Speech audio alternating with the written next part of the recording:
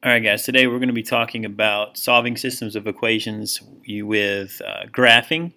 And so how can we tell when we have two systems graphed out that what the solutions are to that system of equations?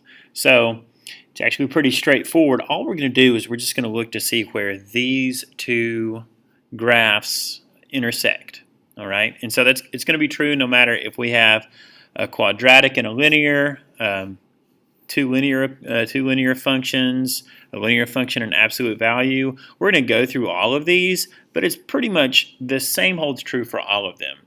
Wherever the two graphs cross, and even two quadratics, two whatever, or three, or however many graphs you have in a system, however many functions you have in a system, the solution is just going to be wherever those things cross. Okay, so here we have the linear function of y equals 3x plus 2, and that is this red line here. And then we have y equals x squared plus 3x minus 2, and that is this quadratic here that makes this parabola here. All right, and so we can see that because of the slope of our line and where it is located and where our quadratic is located, that we have two solutions. Now, it would be possible that we could have a quadratic and a line that don't cross, and we'll look at that next.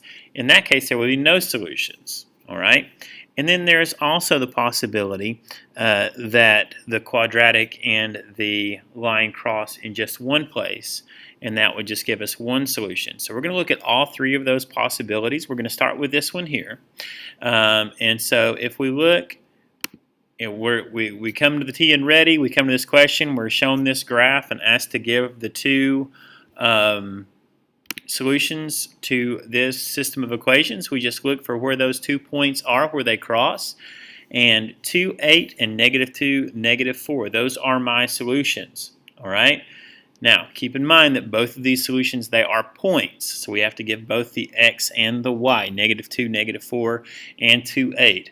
Unless it is specified, just to give the x's of the solution.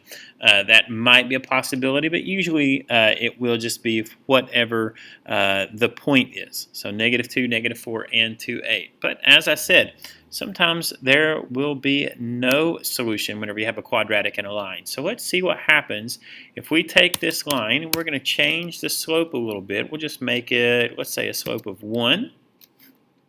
And we move that y-intercept down to negative 6. Look at there. They don't cross each other. All right? No intersection between the graphs means no solution to the systems. In other words, there is no x and y that we can put into both of these and give us two true statements. All right? So there is no point that either of these share at all. All right? Not a possibility. No solution. Now, is there a possibility of just one solution whenever I have a quadratic and a line? There absolutely is.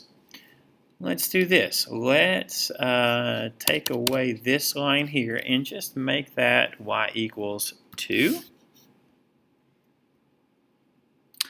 And then we are just going to take our parabola here, and we are just going to take our parent graph, which would be y equals x squared, and we're just shifting it up 2. Just change that k value to plus 2, and basically shifted the parent graph of y equals x squared up to y equals x squared plus 2. All right? As you can see here, there's only one point that these two graphs share. I will even zoom in for you here, and you can see that they cross at exactly one point. They touch, rather, at exactly one point, and that is at the point of 0, 2. So that is the only solution. That is the only solution. In other words, x of 0 and y of 2 is the only thing that we can put into these two equations and it come out to be true.